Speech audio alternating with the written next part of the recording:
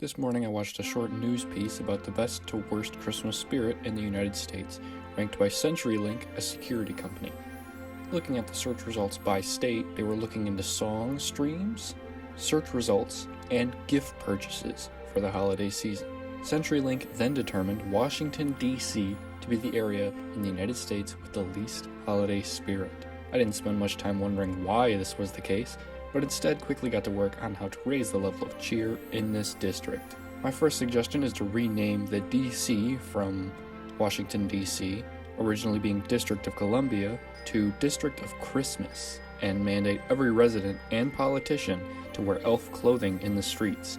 You may be thinking, oh, the president is Santa, right? Wrong. The president will also be an elf. The Washington Monument is a massive structure that overlooks a large man-made body of water that freezes over during winter. My proposition is to airlift the Washington Monument into the middle of the desert in the western U.S., possibly into one of the scenes from Breaking Bad. With this open space, a 555-foot-tall candy cane would go in place of the 555-foot-tall sculptural piece.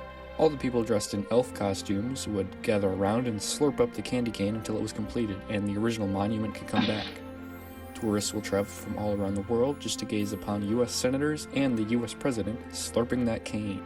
The final step to achieve maximum Christmas spirit is to allow dozens of little Christmas trolls into the Library of Congress, where the U.S. Congress keeps all their important referential documents when it comes to legal proceeding. These trolls would be tasked with general pranking, which ranges from theft to total destruction. Instead of the Secret Service being tasked with the protection from these little gremlin prankster trolls, only school children will be allowed to take field trips, armed with baseball bats and other various melee weapons, knowing if they don't take out all the vile Christmas goblins, Christmas will be ruined. Spielberg has been tasked with making a documentary film surrounding this project titled Goonies Christmas Special. If any city planners from Washington, D.C. are watching, you're welcome.